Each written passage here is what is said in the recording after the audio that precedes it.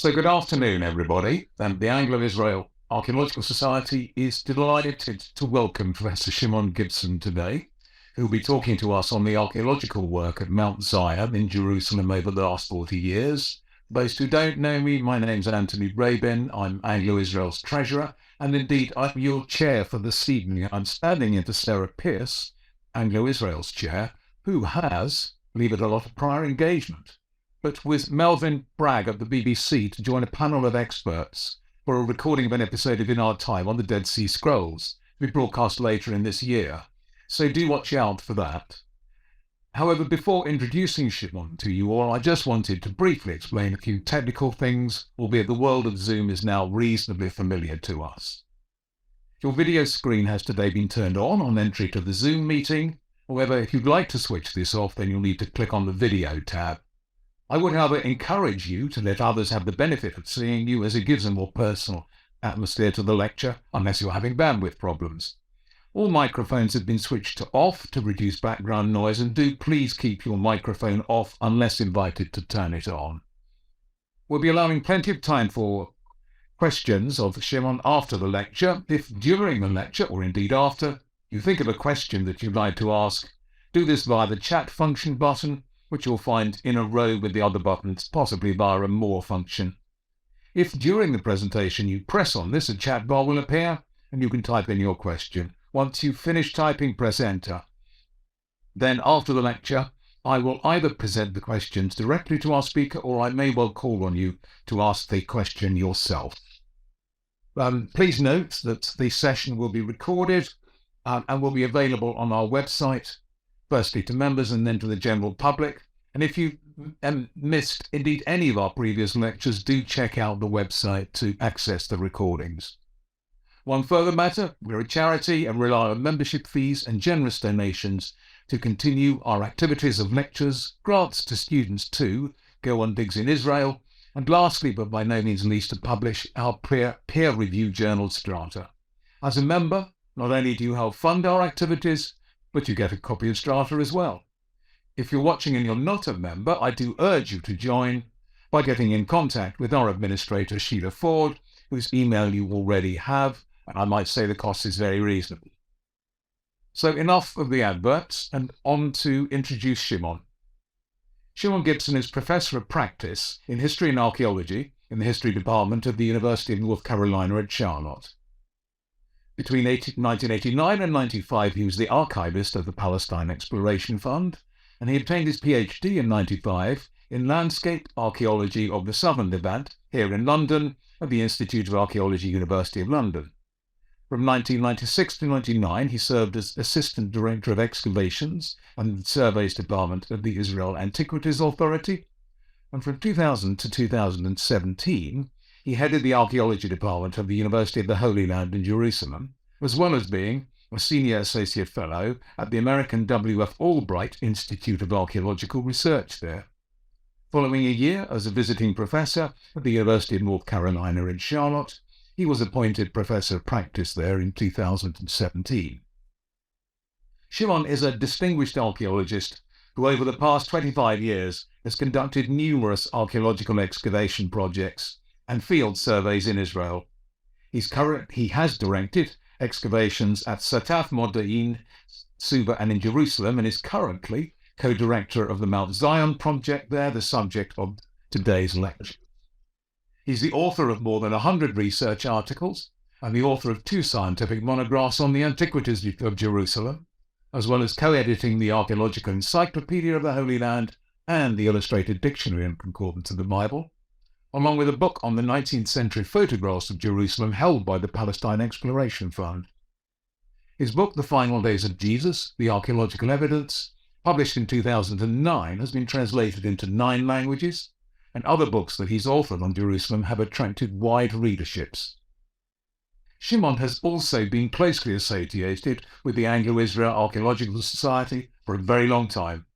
He was the chief editor of our own peer-reviewed journal, The Bulletin, now renamed Strata, for over 2 decades, and has been a committee member for many years, serving as a very valuable point of contact between Israel and the UK. Lastly, as some of you will know, I always like to find out a fact about our lecturers that, as Michael Caine is meant to have said, not many people know. In Shimon's case, he was apparently a child model and actor, rubbing shoulders with such glitterati as Joan Collins, George Cole and Richard Harris. Show business's loss is clearly archaeology's gain. Without further ado, therefore, Shimon, over to you. Thank you very much, Anthony, for that wonderful introduction. And welcome to everyone. It's a pleasure to be here. You are all over there in the UK. Of course, you're close to evening. We're here in Charlotte, North Carolina, at midday. I'm going to be talking not about a kind of sort of summary of the excavations on Mount Zion, our new excavation, simply because I did, as you will give a lecture to the society, Anglo-Israel Archaeological Society, 2 years ago on that subject. What I want to do is to start with a tribute to talk about the achievements of Magen Broshi, who initiated archaeological work 40 years ago on Mount Zion.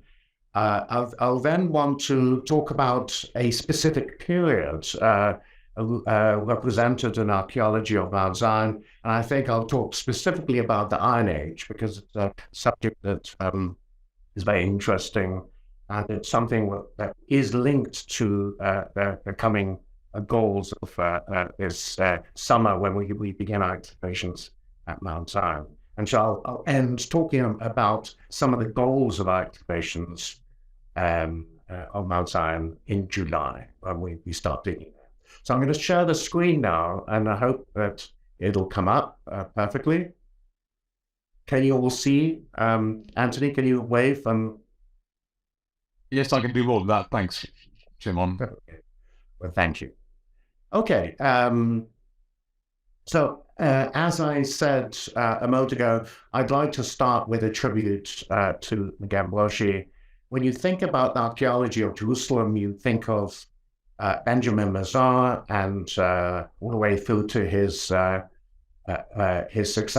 Elat Mazar, in the area of the Temple Mount excavations. When you think about the city of David, you think of excavations there conducted by Yigal Shiloh, and all the way through to the present excavators in Givati today. When you think about the Mount Zion area, which includes, I have to say, the areas which are within the old city, Armenian quarter and part of the Jewish quarter as well, you think primarily of Nachman Avigad. But Magen Broshi made a significant contribution to the archaeology of Mount Zion, beginning with his work there in 1971. So who was he? Well, many of you will know of him as the curator of the Shrine of the Book. His love and passion was for Qumran and the Dead Sea Scrolls. He was the first curator, actually, of the Shrine of the Book, and appointed in 1964. And then the photograph at the top right, you can see him showing around dignitaries inside the Shrine of the Book, some of the scrolls there. On the left, you can see him beaming. He's there at Qumran, of course, near the Dead Sea. You can see the Dead Sea in the background. And on the lower right, you can see him together with James Charlesworth while he was digging there at that time with Hanan Esh. His heritage is an interesting one, simply because his father, Azrael Broshi, was an enthusiast who enjoyed studying the land of Israel. In fact, he was a person who initiated the study of the geography and history of Eretz Israel, together with Sarah Vilnay, called in Hebrew Yediat HaAretz, the knowledge of the land, or acquiring of the knowledge of the land. And you can see on the right the cover of a book or autobiography that he published, and in the lower left, a picture of one of the tours that were organized by Azrael Broshi in 1928 to the Jordan River. So it was very much in Magen Broshi's blood, so to speak, this passion for archaeology and history of Israel. And here you can see him, Magen, as the excavator, top left, together with Nachman Avigad at the Bet Sharim excavations, 1950s. On the right, you can see Magen supervising excavations along the western city wall. And at the bottom, in his office, holding one of the larger vessels, complete vessels that were uncovered during his excavations at Tel Shikmona. And that brings my connection to Magen Broshi to the fore. In the 1970s, as a teenager, I was invited to Magen to join his excavations as a volunteer. Later, I became the surveyor of the expedition. And today, together with colleagues working on the publication of Magen Broshi's excavations, so here you can see me on the left, together with my twin brother, Daniel, who's present. He's attending this lecture today. And in the middle, you can see Professor Arthur Siegel from Haifa University. He's now retired, and you can see us sort of working in the sun there. On the right is a picture taken by Magen Broshi of myself. I'm in the center there, together with my brother, and Dudu Mebuak, who's standing on the second from the right. He is today the curator of Greek, Roman, and Byzantine antiquities at the Israel Museum. So we all started out as teenagers, except for Arthur Segal. Actually, Arthur Segal was working on his PhD at the time that he was supervising part of this excavation. In terms of Broshi's excavations, he excavated quite a few locations on Mount Zion, and I've numbered here them on the map you can see on the right. The blue arrow indicates the area that Broshi initially began excavating.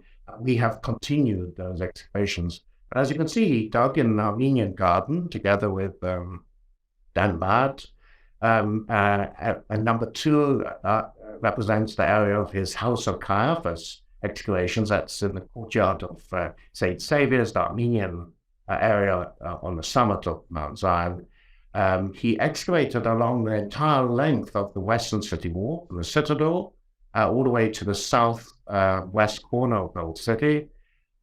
He dug, as I mentioned, at the Ayyub Gate, which is where we've continued excavating, and at Zion Gate as well, at number 5. So his contribution to the archaeology of the Western Hill is a significant one. He also dug a few small squares in Christchurch, in the car park of Christchurch. He was seeking the continuation of a Byzantine street that he had uncovered at number 2 in the House of Caiaphas excavations. So the site indicated with the blue arrow is the site that we're excavating. You can see I've highlighted here in red those walls that have been seen by Broshi, and which were elusive, and since the excavation was left incomplete, and we resumed that work a little bit in 2000, but more seriously from 2006 and up to the present day. So here you can see myself and my co-director, Rafi Lewis, with Magen Broshi in the center. In 2000, we had began working there and simply cleaning the site and making sure that the site was protected, and that we could record some of those details concerning Broshi's dig that remained unrecorded when he ceased his operations back in 1978.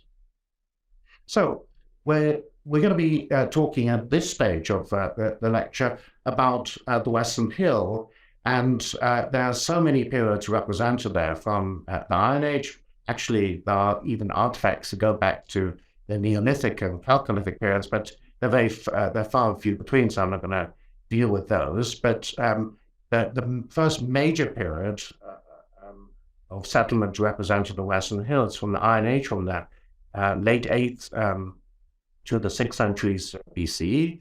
And then you have all the periods represented there up to the Ottoman period and up to the 1540s when the old city walls that you see today were built.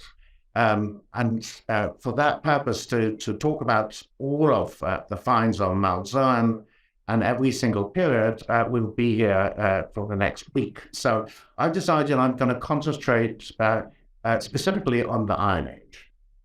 We know about the Iron Age. Well, most of the information that you have, and that I'm sure you've heard lectures by various people at different stages, concerns the findings in the city of David, and also various ideas concerning the appearance of the area of the temple, whether or not Mount Moriah, as Professor Finkelstein and others have suggested, might actually be the real city of David, or the Tell, and so on and so forth. So all these sort of ideas. But I'm going to be concentrating on the Western Hill, and apart from the findings from the Jewish court excavations published by Hillel Geber, there's very little in the public domain or in the research areas relating to those finds. So you're going to be hearing about some of them shortly.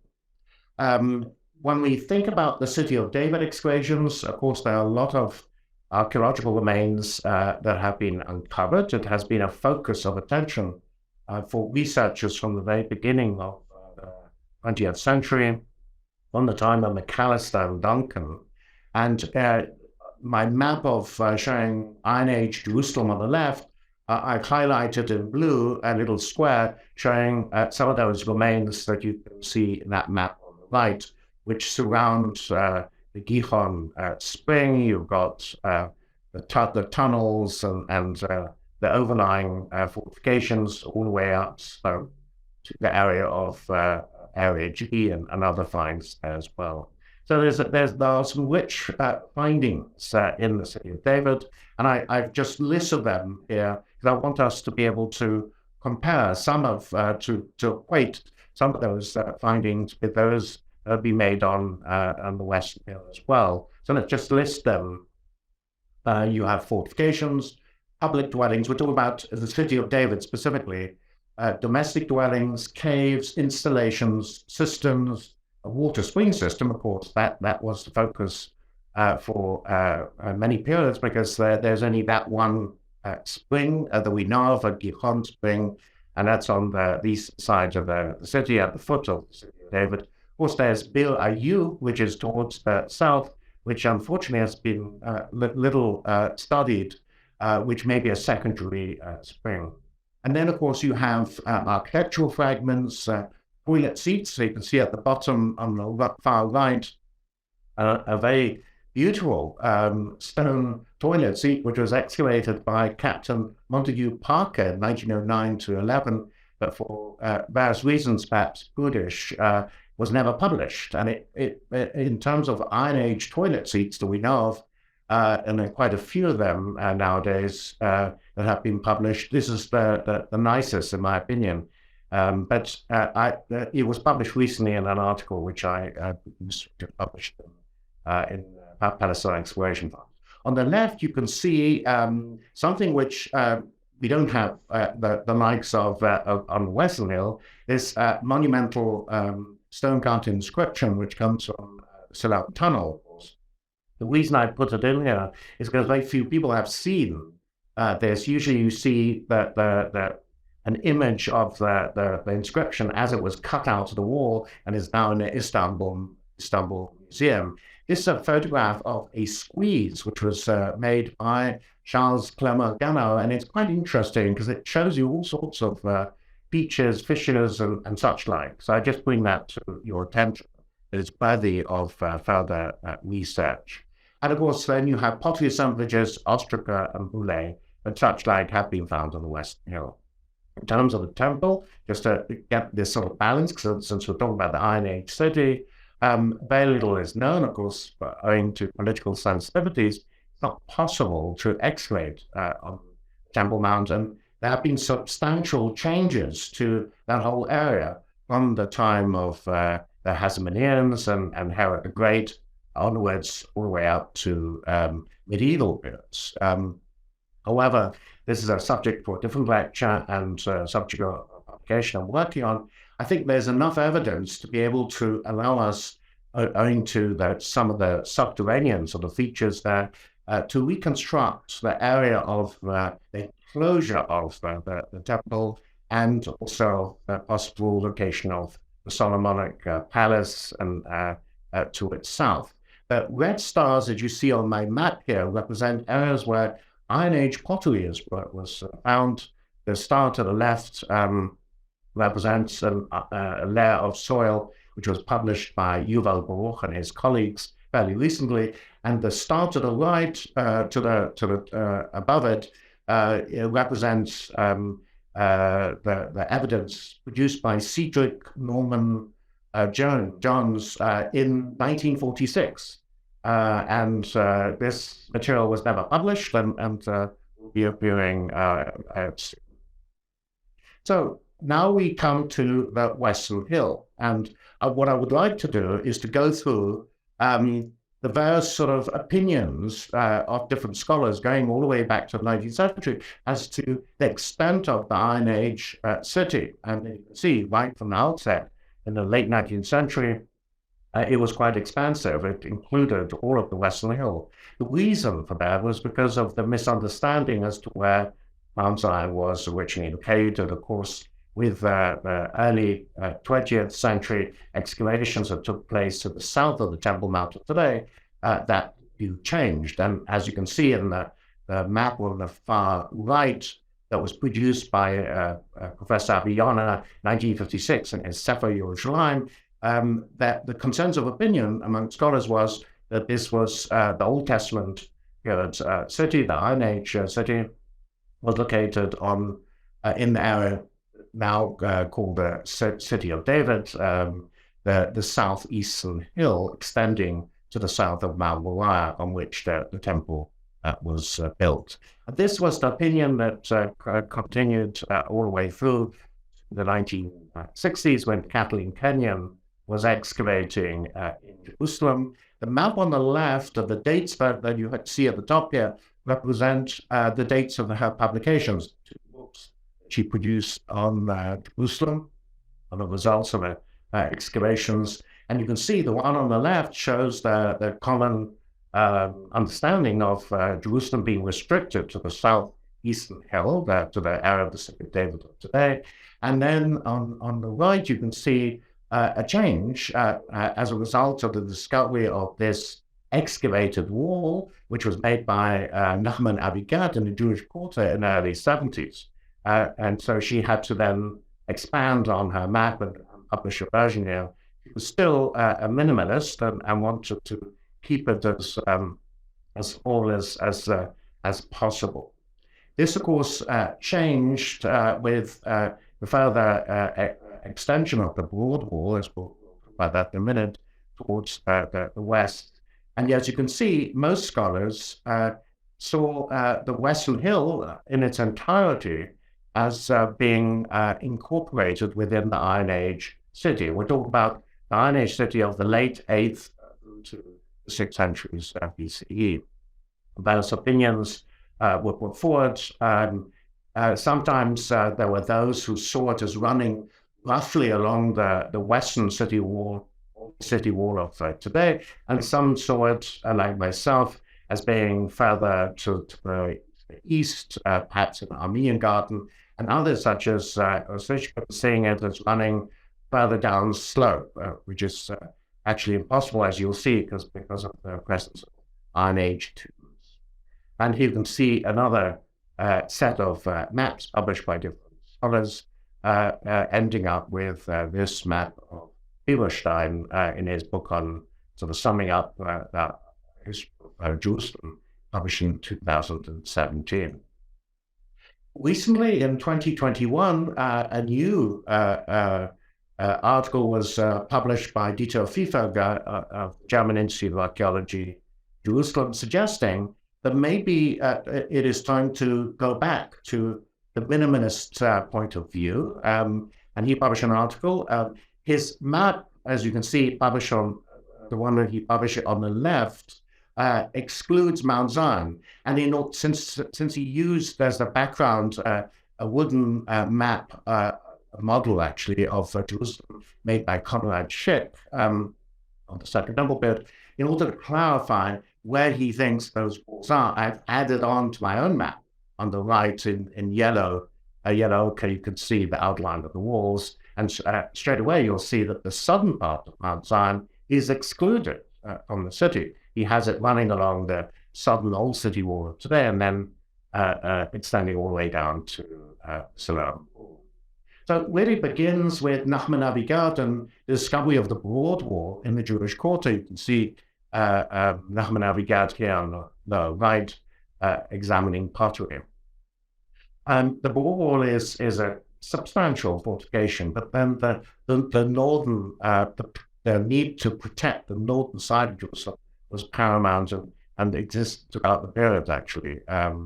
But what was interesting is that in those excavations, there's evidence of at least 4 building phases with structures that preceded the construction of the broad wall. So it looks like that the construction of the wall followed the dispersal of the settlement on the West Hill. And since those levels do not include lamella stamped handles and other features, it has been suggested that perhaps this settlement occurred on the occasion of the death of Sargon II in 705, years leading up to Sennacherib's arrival in the region. So in terms of the minimalists, you have Dame Kathleen Kenyon with her opinion that in fact it was just a smaller version. It didn't really, of the city, it didn't really include the Western Hill, as you can see here. See a picture of her in the lower left, sitting on this pile of rubble. By all accounts, she hated working in Jerusalem. She liked all these stones. She loved digging in Jericho with very, very clear superimposed stratigraphical levels. She found digging in Jerusalem it was difficult because of all of the rubble and stone and such. And let's have a look at the wall. You can see that was found by Avigat, clearly extends further to the west. There's an additional line which was found to the north, which may date from the 7th century, the early 7th century. See the tower W on the right, preserved to quite a substantial height. The person who represents the maximalists is, of course, Gabi Bar-Kai, seen here with me on the left there, and he published his views he produced his views in his PhD from 1985. Unfortunately, this PhD was never published, and that is a great pity. So, but what he did point out was that one has to understand Jerusalem from the Iron Age by also looking at the negative, in a form of a negative, the exterior sort of areas to Jerusalem per se. So they're not only the extramurals or the suburbs, if such existed, but also the tombs and quarries and such like. And so on the map that I produced on the right, you can see that I've added in pink here that the areas where you have tombs, which we found, they clearly delimit the city on at least 4 sides, on 3 sides, sorry, a little bit to the north as well. And also the agricultural areas shown here in green, and more importantly, the areas of stone quarries shown here to the north, along the western city wall, and elsewhere as well. So now, since the Iron Age city is defined by its walls, let's have a look at the walls that were found in the area of the Western Hill. We started by talking about the broad wall as found by Nachman Avigat. Let's go to the citadel, numbers 3 and 4. And in the moat, excavations which are still unpublished, by Diaz, Solano, and Sivan, brought to light remains of what seems to be a fortification. And together with Badi Alpert and with the agreement of Diaz Solano, we examined parts of those structures in the moat, and see here it may represent parts of a casemate wall, which is quite interesting, shown here in red. Further to the south, in Kishle, which is where by the way, one of the people attending this lecture, Beth, we first met a long time ago when she visited, and we went up to see some of the excavations taking place there. But in more recent excavations by Amit Raem, under this Kishle building, which is an Ottoman prison, remains of a wall were found, W2, shown here on the right, which was found for extraction. It is quite impressive. You can see it shown here in this map. North is to the right, shown here in yellow. The thickness of this wall is unknown because he didn't excavate outside the building. He assumed it to be 8 meters in width, similar to the broad wall. That is a possibility, but we don't really know for certain. What I've done is in this map, to show you where this location is, I've twisted the map around so that you can see it in the same direction as the photograph which is taken in. Compare and contrast. The Iron Age wall W2 is shown here in green. Further to the south, in excavations that were conducted by Dan Bahat and that were resumed and completed by Magen Broshi in the 1970s, various remains were found, including substantial network of walls, which were then identified as representing the substructural walls of a podium for the palace of Herod the Great. As we saw in Amit Raem's excavations under the Kishle, you can have earlier walls incorporated into this system of the podium walls. And one of the walls which sticks out from those walls, well covered by Bahat and Broshi, is W20, which you can see here. It looks different, but the stratigraphy associated with it seems to indicate that it does date from the Iron Age. It is, of course, not as thick as the broad wall. It's more similar to the northern line to the north of the broad wall. And it also is similar to other bits of walls which have been found in Army Garden. Here you have W401, which might also be part of that fortification, which was found by Kenyon and Tushingham. What you see in red is what they found. I've reconstructed it, as you can see in pink here, to thickness of about 2 to 3 meters, but it might actually be thicker. And here you can see Kenyon and Tushingham at the bottom, looking at one of the sections, not actually in Jericho. Further to the south, under the southern wall, Magen Broshi found a segment of a wall. You can see it here highlighted with this dotted line, which is also apparently from the Iron Age. It is actually on the same line as the wall found by Kenyon and Tushingham, and on the same line as the one found by Bahat and Broshi, and then even further north, same line as the one found by Amit Raem. So there seems to be some sort of consistency in terms of alignment of the wall.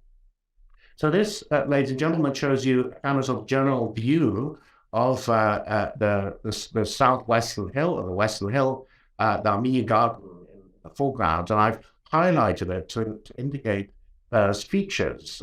And I've added here the temple, the palace, the wall which surrounded Mount Moriah, the broad wall that we spoke about with the possible gate there, running to the west, to the Kishle, running to the south, and I've put in those walls, that line. However, as you can see, there's a kind of outlier wall here, shown on the left.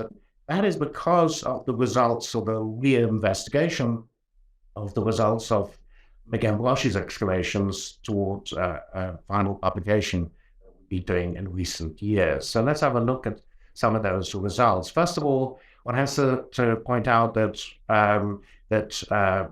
some of the photographs I'm going to show you are black and white. There were not many color photographs taken at the time, unfortunately. So here you can see on the left the position of a number of Iron Age tombs. Clearly, these tombs have to be outside the limits of the city. These are tombs for primary burials, no sign of repositories of any kind. You can see the tomb at the top right with the two entrances. And another one here, which shows the interior with the benches, as you can see.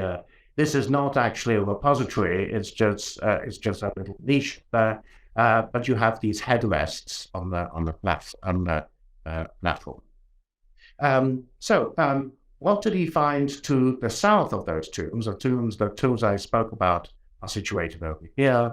You can see in this drawing, this facade drawing of the western city wall, he did find remnants of an earlier wall, which was incorporated into the Hasmonean first wall. And let's have a look at this close up. This is there's a corner of a wall there, which I've indicated here as Iron Age. I just warn you, if any of you go and visit, you will see that the upper parts have been restored, and unfortunately been restored with modern sort of stones, and so the upper part doesn't look very Iron Age today. One has to go to the earlier photographs, those taken at the time of excavations, to really get a full sort of sense of what this wall looks like. So on the left, you can see the Hasmonean wall built up against the corner of this earlier wall with associated Iron Age stratigraphy. Further to the left, further to the south, and seen here in the photograph on the right, you can see this enormous terrace with associated tower, which was built up against the wall. So please forgive me for this technical cut through, but what you can see here is the terrace, W29, associated stratigraphy, all of this is Iron Age. It was built up against the Iron Age wall, which has been brought down to its foundations, and shown here in green.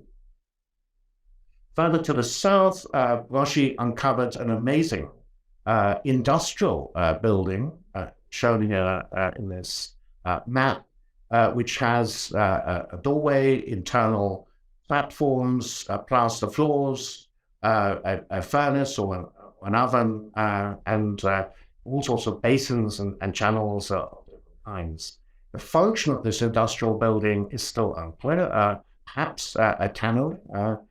In any case, a kind of sort of construction that you'd expect, or a structure that you'd expect to find outside the city, owing to the fumes and byproducts that this building probably produce. It might have been used for processing of olive oil. At the back there, you can see number 7 are cut installations, one of which might be part of an oil press. So here you can see a number of photographs showing what this structure looked like, and it is quite fascinating. Now we turn further to the south, and you'll remember that Dieter Pfeffer, the German Institute of Archaeology, had suggested that at 14, where they've been doing resumed excavations, where originally Bargiel Pixner and Doran Khan and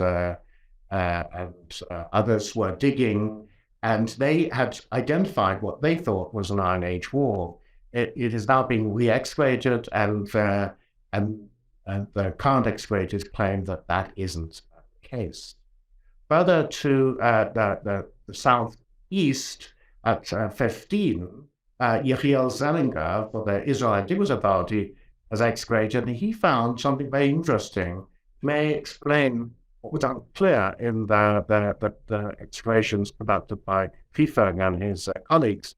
It's a wall, a section of wall, which was clearly in use in the Iron Age, but then was reused during the Hasmonean period as part of the first wall. Indeed, that's very similar to what we were finding, Magen Broshi found along the western city wall, and is similar to what was found in the area of the gate excavated by Avi Gad to the north of the broad wall. However, there is another segment of fortification which was found already back in the 1890s by Bliss and Dickey. And we'll consider that in a minute. I just want to show you here, this shows Dieter Pfeffer, and this article that he produced called The End of a Myth, the Southwestern Hill of Jerusalem, an Archaeological Discourse, where he claims that an Iron Age wall, in his opinion, did not surround the southern part of Mount Zion. Coming on to Bliss and Dickey, they did find something very interesting back in the 1890s. And that is, they found a segment of wall, two parallel walls with divider walls in between, clearly a kind of casemate wall. But it was unclear they were very unclear about their dating. The reason is because they were excavating in tunnels and passages, galleries, that they were digging along walls, which of course, from the archaeological point of view, it disassociates the adjoining stratigraphy. So you can't actually date some of these walls. You can just assume a dates according to whether walls are built above others or adjoining structures, that sort of thing. In terms of archaeological stratigraphy, it's complicated. However, in this case, concerning the casemate wall, there was a layer of debris and soil that sealed the casemate wall, and is discussed in a number of different letters and is depicted on drawings sent back to the Palestine Exploration Fund and never published. Here you can see the two sections showing this later early Roman to Byzantine wall right at the top there. This layer of debris containing Iron Age to pottery below the later fortifications and above the old wall at the bottom, as you can see here, this massive casemate wall system extending down to Edinburgh. Now, you could sort of say, well, I mean, this pottery, they didn't really understand pottery, and they were digging tunnels along these walls. What do they really know? Well, Frederick Bliss had excavated at Tel el-Hassi, following on from the excavations conducted there by Petrie from 1890.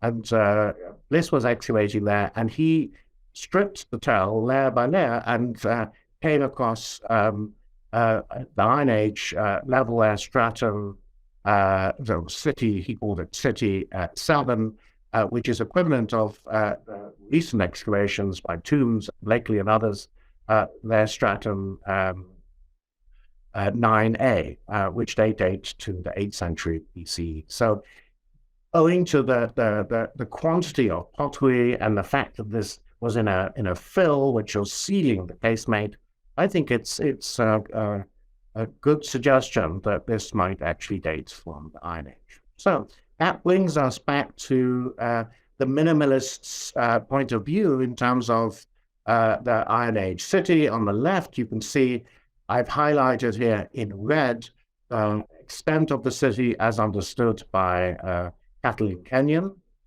and the extent of the city as understood recently by Pfeffer. And I would sort of contend that what we should see and understand the city as shown on the map on the right, which is the maximalist point of view, but I think it now is backed up by these segments of fortifications found all the way along from the north side to the west and to the south. So I think Mount Zion was definitely included within the Iron Age city. When does this expansion take place? There are various ideas which have been put forward. An influx of refugees from the Northern Kingdom, which fell in 720 BCE, suggestion by Magen Broshi, definitely a possibility. Organic growth of the city, of the extramural suburbs, which then needed to be defended ahead of the Neo-Assyrian attack. Another possibility, I think this is one which I definitely believe in as part of this, the other points of view as well, and the expansion of the surroundings of Jerusalem. We now know that a lot of farms, small villages, and terracing was established in and around Jerusalem from the late 8th century BC onwards. And so the expansion of these agricultural areas definitely had an impact on the size of the city itself, which was the central city in the region. And then, as Oded Lifshitz has suggested also, that in following Sennacherib's campaign of 701 BCE, that it's likely also that refugees fled from the Shephelah region. This is to the west of Jerusalem, and they flee up into the hills to Jerusalem, and helping also to expand on the population.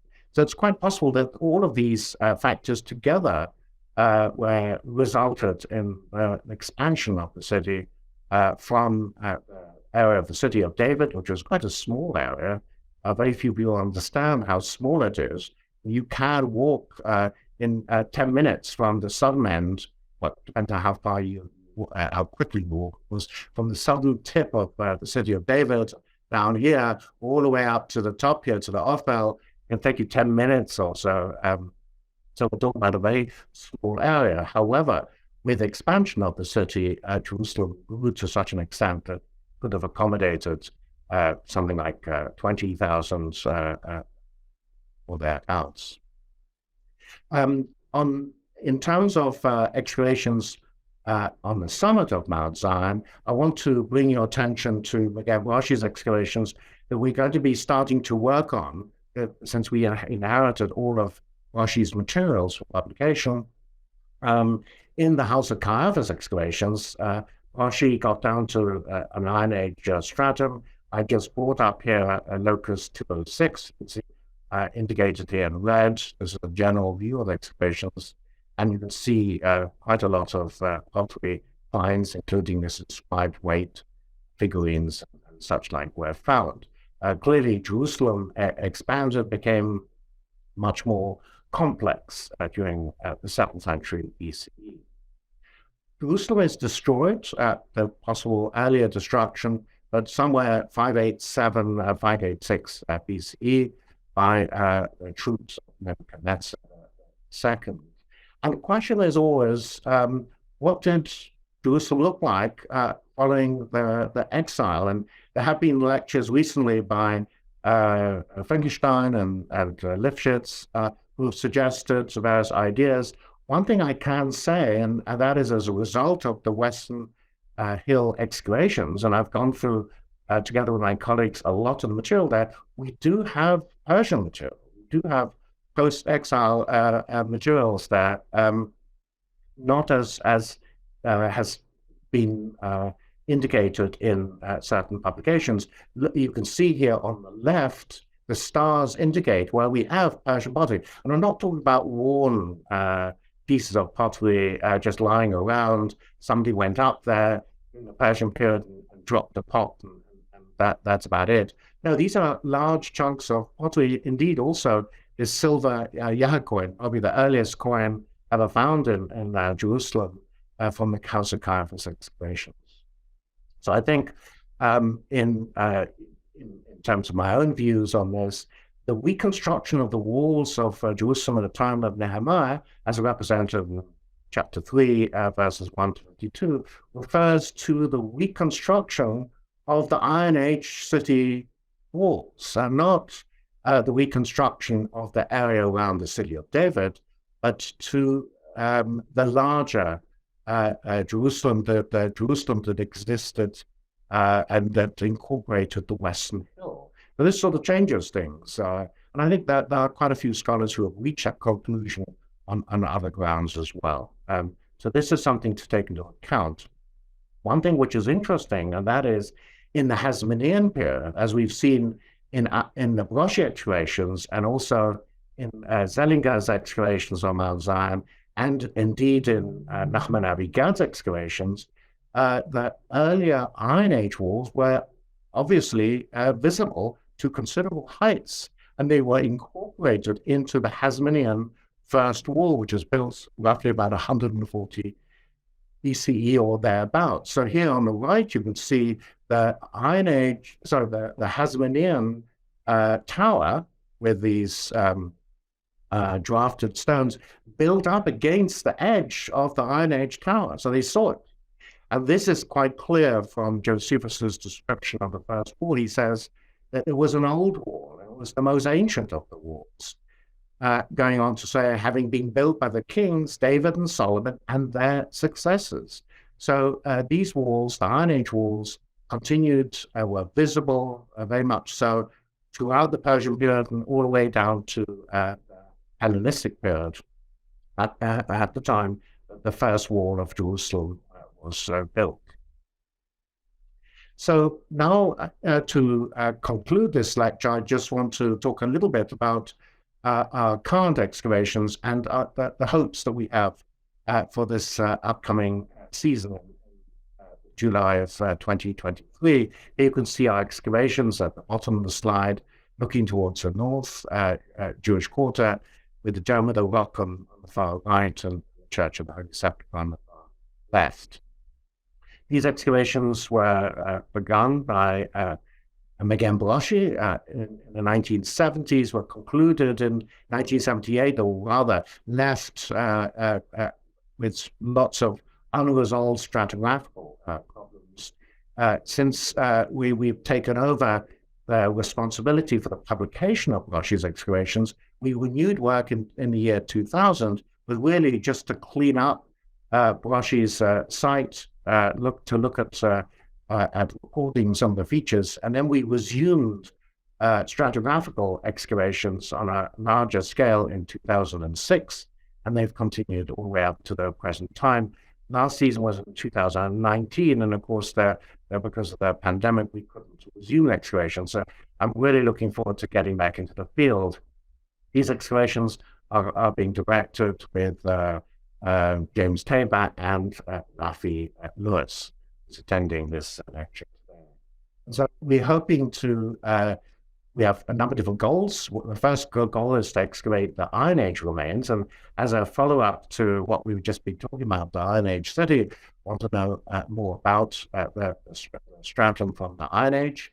Already in 2019, we have excavated a portion of the levels from the Iron Age with some significant findings, including these Scythian arrowheads in this area. We're going to be expanding on this quite considerably. And you can see one of the students holding an Iron Age lamp in his hands, but there was from that same area this exquisite find of a gold and silver earring which is quite interesting. And you can see it can be compared to visual representations on ivories from Aslan Tash and other places, perhaps see dangling from the ears of this the woman at the window that seems here, perhaps a similar kind of earring. The other goal that we have is to get a better or more precise dating for the Byzantine street. You can see it here. Unfortunately, it was disturbed by all sorts of later building work. So what we want to do is to raise the paving stones and get clear dating of that street. The reason is that there's quite a network of streets that were recorded by Bliss and Dickey in the 19th century, and Broshi himself excavated a street on the summit, shown here in the lower right. You can see it standing from the north, and you can see the map on the left and the photograph of it at the top. And our street, which extends from the star and runs around towards the southwestern corner of the city. So we want to get better understanding concerning our street, just to show you that the street extends, the one found by Broshi, to the south, to the area of the Domitian Abbey, where there are two major excavations which were undertaken by Renard in 1899. You can see him on the right, and his excavations have not been fully understood. There's an excellent book, by the way, by David Clausen, which I would suggests one looks at it as a kind of sort of very good summary of all of the historical sources relating to that area. And Emanuel Eisenberg also excavated there in 1983 in the American Cemetery. You can see the walls here of that cemetery. And these findings we're working on as well together with the excavator. And this has allowed us to work on an understanding of the layout of the Byzantine church. This is, of course, a schematic representation together with Steve Bassel. We're working on recording the position of every single wall that has ever been found on Mount Zion in order to get a better understanding of the layout of the church there. So this is actually quite an important church to judge of Sion, which is the later Crusader church of Mary on Mount Zion, as you can see here, which incorporates the area where you have the tomb of King David traditionally and the Room of the Last Supper. And below it, this amazing cave, which Ermot Pierotti investigated in the 1860s. And now we understand that it was part, immediately below the central nave of the Crusader church. And that brings us back to our site and the third goal that we have. As you will remember, in the previous lecture I gave to Anglo-Israel Archaeological Society, I reported on the discovery of this moat, which is very important. This is the moat that was encountered by the Crusaders in 1099 when they attacked the city from the south. What we'd like to do this time around, because as you can see, we've got the fill which seals that moat at the top with coins of 1152 to 53, and then at the bottom, you've got at the bottom of the ditch, you have a coin from 1094. So it's a couple of years. That's at the bottom of the ditch, just ahead of the arrival of the Crusaders. What we would like to do this time is to excavate the Basalt Fatimid structures which were cut through by this moat. So that will give us a date perhaps of the construction of this ditch and give us more information concerning perhaps the name of the caliph, of the Fatimid caliph who decided to cut this ditch. In terms of the work itself, just to let you know that as a result of the work on the ditches and four walls and other sort of outworks of the city, Rafi, Lewis, and myself wrote this very detailed article, I think it's like 70 pages of length, which is all about the fortifications of Jerusalem in its entirety, from the Fatimid Seljuk period and all the way up to Ayyubid period. And I think this will be an important contribution, I hope so, for the understanding of the fortifications of the medieval city. So this brings us to the excavations that we're going to be taking, which will take place this coming summer. Looking forward to it. It's going to be really exciting. And here you can see that same view I showed you before. And finally, in this lecture is dedicated in the blessed memory of Magen Broshi, who died in 2020. This was taken a couple of years beforehand. And there's no doubt about it that his contribution to the understanding of the Western Hill of Mount Zion was an important, important contribution, and it will be reflected in the many monographs that are in preparation and will be published. So just to finish off with these acknowledgements to my co-directors, to the excavation staff, which includes also Rebecca Welton, who is on the committee of the Anglo-Israel Archaeological Society, and our supporters, and my thanks to Anglo-Israel Archaeological Society and its committee for inviting me to give this lecture. I just put in a few of our later sort of finds to show you that there are all sorts of possibilities at the site, and looking forward to digging this coming summer. So thank you very much. I hope I kept to my time there. Yeah, well, thank you very much indeed. That was absolutely fascinating and very, very thought-provoking. We have a lot of questions, but I can start with one and then move on to the meeting chat. Do keep posting your questions as we run through. You talked about the difficulty of dating the walls and the individual segments, and I guess my question is, to what extent, and this doesn't come from either a minimalist or maximalist perspective, to neutral perspective, to what extent, given that a segment is of Iron Age, to what extent can we say with confidence that it actually existed as a wall with any other, or indeed all, of those Iron Age segments? Or to what extent, potentially, do you have the rise of one wall, its decline, and the rise of another that wasn't necessarily part of the same topographical symmetry? Well, this is an excellent question, and I can tell you that examining ancient city walls is complicated by the fact that we archaeologists tend to look at the foundations of these walls. That's usually what has been preserved. Of course, a city wall incorporates not just the foundations, but the main wall itself, and of course the battlements at the top as well.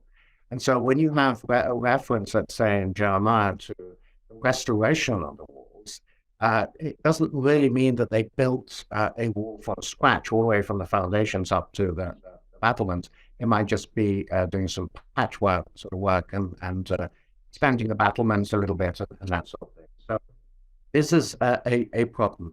The other thing is that with fortification walls, you have materials which are inside a city, and that's the basis for understanding the stratigraphy, because you can see those levels that extend up to a fortification wall. So it's logical to assume that the fortification wall was in use at the time that those levels were there, unless, of course, it's cut by the foundation joint of the fortification wall. So there are all these sort of stratigraphic aspects. In some cases, we have to rely upon external materials as well, in terms of materials which were first deposited at the foot of the wall. So this is after the wall has been built and is in use, and material gets deposited. One has to take into account, however, that the last thing people want living inside an ancient city is to have so much rubbish, or as they say here in the States, garbage accumulating at the foot of the wall, that it means that anybody attacking a city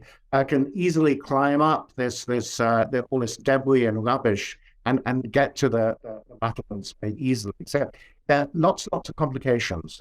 It isn't easy.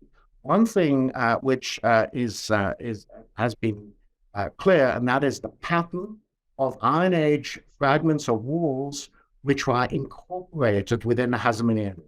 Okay, so if you only found that at one location, then one has to be very careful. But this seems to be a pattern. It appears in the Jewish court excavations, it appears along the western city wall, and to the south in Yechiel Zellinger's Israel Antiquity excavations as well, where you get the same wall in the Iron Age being reused, parts of it, foundations, towers, and etc., in a later wall as well.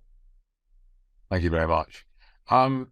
Let's start with the chats, and there's a vital question to start from Sharon and Lima, which is where is the toilet seat, the famous toilet seat? Where can we see it? That isn't really the subject of my lecture, but I know it's fascinating. I have an article which I published in the pages of the Palestine Exploration quarterly, so have a look at that article.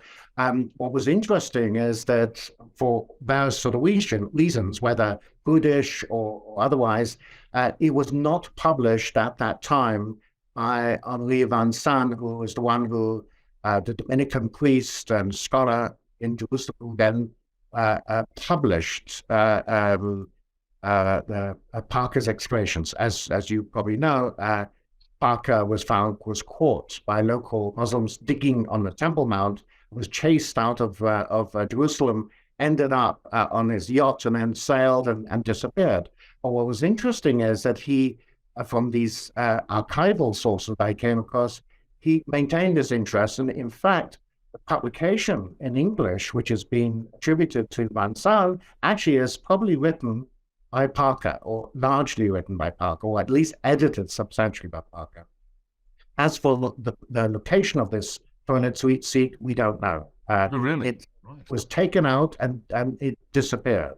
What we do have is this very detailed drawing that was made by Vincent, and he had sent it to the Palestine Exploration Fund and said to them in a letter, perhaps one day you'll like to publish this. And it just was put into the archives with other things and left there until I came across it.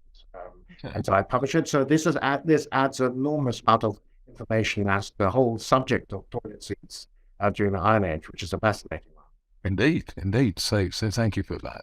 Harvey Miller asks, and very topical, what are your thoughts on Gershon Galil's claim that a new Hezekiah inscription has been discovered? Would you like to comment on that? Until we have the final publication of these inscriptions and the reasoning behind the interpretations, it's difficult really to say anything further. The one photograph I've seen seems to reflect all sorts of cuttings that may have been made by quarrymen or using a chisel. Whether or not these reflect letters or just chisel marks, I don't know at this stage. I'm looking forward to seeing the final publication with really good photographs and drawings, and then maybe one could say something further. Very good, thank you. Now, David Shamash asks, if I may slightly summarize, which is about the relationship, I think, between archaeology and what David calls biblical history. And so I guess perhaps a question on this might be, to what extent does the Hebrew Bible correlate with the archaeological evidence of this particular period, or not correlate, or is simply too scarce in evidence to be of any great help in terms of topography? That will be a subject of an entire lecture. And Hugh Williamson has given a lecture on exactly that subject in the past. My approach is, I'm an archaeologist. I'm looking at archaeological materials. And I will then go to the biblical sources and I'll examine what is there. I'm not going to simply exclude that sort of material and just look at that archaeological evidences. So whether they fit or they don't fit is not really of concern. What I'm looking at is trying to understand parts of Jerusalem, how they develop at different points in time. And if I'm looking, for instance, at the whole subject of the return from the exile and how the city walls might have been restored at that time, then I will sort of look at the evidences to hand and then make a suggestion. That's why I think that the walls which are being restored that there's a reference to perhaps even at the time of Ezra and then following on at the time of Nehemiah, might actually refer to the restoration of the Iron Age walls around the Western Hill. By the way, one has to point out that the first wall was also built apparently for ideological reasons, because once the Greeks are being chucked out of Jerusalem, so to speak, and the first wall is being built, it extends around a large amount of the Western Hill, and there were no buildings there. There were no houses there yet. So the occupation of the Western Hill takes place a couple of decades after the construction of the first wall had begun. Whether it took place in stages or not is a matter which I don't want to go into. It can be quite complicated. Thank you. Elizabeth Freed asks two questions which seem, at least to me, to be quite closely related. And I wondered, Elizabeth, if you'd like to unmute yourself and perhaps ask those questions directly of Shimon, if you are with us. Are you with us, Elizabeth? Yeah. Yes, I guess I'm here. Splendid. I can vote. I can start the video too, I guess. Oh, thank you very much for your talk. Very exciting. And I was relieved to hear that you agreed that there was occupation in the Persian period on the Western Hill, and that the wall, I argued in my commentary on Nehemiah that the wall that Nehemiah is associated with did encompass the Western Hill. I was following Tushingham in this. Yes, I know your article very well. Oh, thank you. Yes, it's excellent.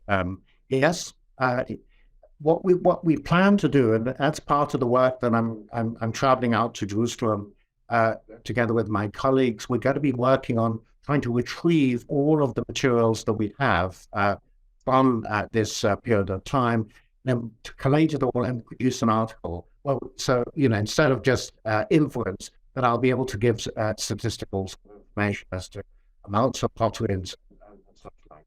One has to be very clear, however, that we haven't found any in situ material. We don't have floors or buildings from this period yet.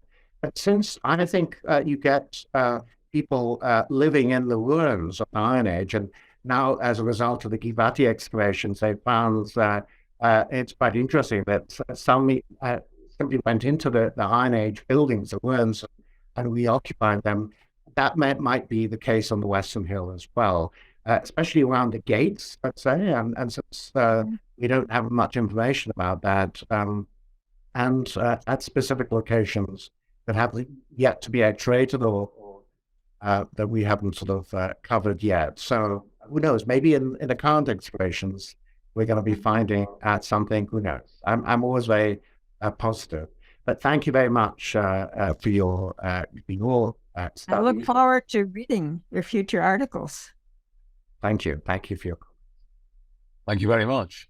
Mark Nelson asked, do any Assyrian writings make reference to the size of Jerusalem? Which I guess is potentially complementary to the earlier question in terms of the Hebrew Bible. Not that I'm aware of, not in terms of the size or the population.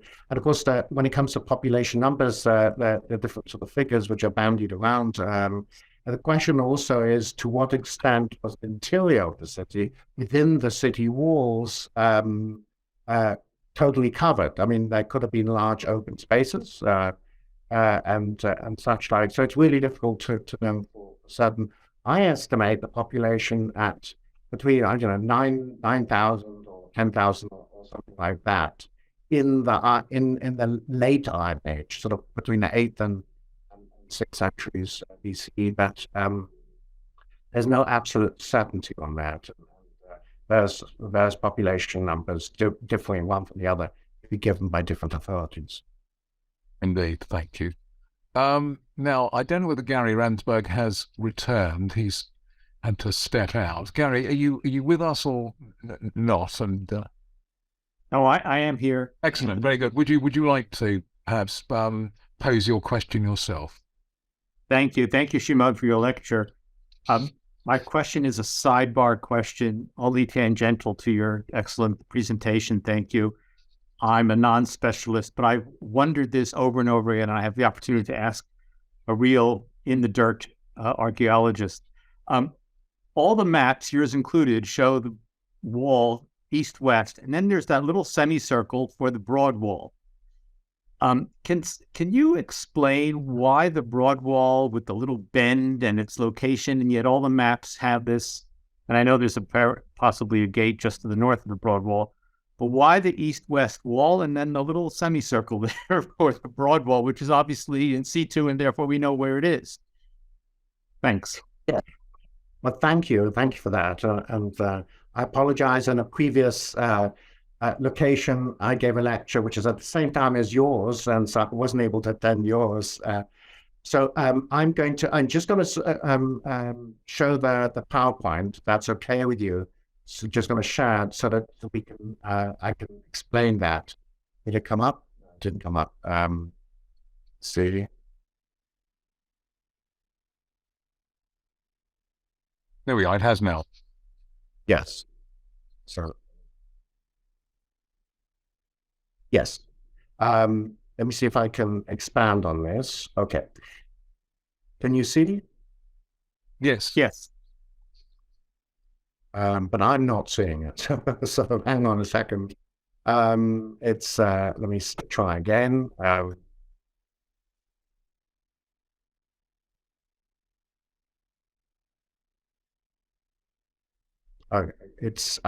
some reason I can't bring it up. We try again. Here we are. Okay. Let me just show you this one. Can you see that, the image, which is of the board wall? And then there's a picture on the right. Okay. So what Gary is referring to is the board wall here, which you can see in Area A. It was excavated by Avi Gout. It is, this location, by the way, is on the edge of the transversal valley. There's a valley which extends from the area of the Jaffa Gate of today all the way down to the European Valley on the east. And that separates the Western Hill from the hills which are situated to the north. But when it comes to those who are going to be attacking Jerusalem, the best place to attack Jerusalem is also on the north, not from the east because of the slopes there, and same for the west or for the south. The north, this is where the vulnerabilities exist. So I think the broad wall follows the contours of the southern edge of the transversal valley, and it was built in haste, perhaps 705 or BC or thereabouts, in view of the pending or the suspicion that there might be a neo-Assyrian invasion. The walls that you see here, Gary and others, indicated here as W and X2, those are the names of those areas which Avigad excavated.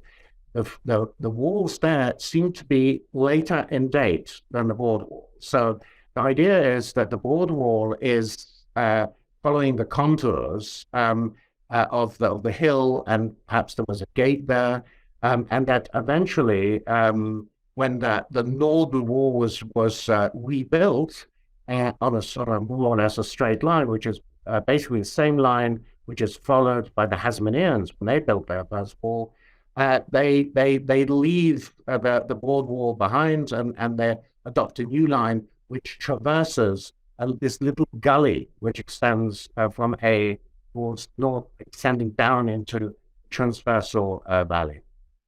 Does that make sense, Gary? I think I've waited about 25 years for someone to give such an eloquent explanation. Thank you, Shimon. Well, thank you very much. Of course, rock levels beneath the city are difficult, and we're still reliant on a lot of the rock levels which were made by Charles Warren and the Royal Engineers back in the 1860s. But still, I think that may be an explanation. So thank you for your. Indeed. Thank you very much. Well, I think it's probably time, if you'd like to. Here you go. I think it's probably time to bring this to a close. Rachel Sparks helpfully refers us to your 2022 article in the PEF and Iron Age stone toilet seat. So no doubt we can read more about it there. So thank you, Rachel. I think it just remains for me to say, Shimon, once again, thank you very much indeed for an absolutely fascinating lecture. We can either remove our mutes and thank you very much in the traditional manner, or we can wave appropriately as is the Zoom custom. So thank you very much indeed. We look forward to hearing more about 2023. As for the future, we have scheduled talks further on a monthly basis for the year, so do look out for those. And lastly, many thanks to you all for joining us, and we hope to see you soon. With that, I'll say goodbye.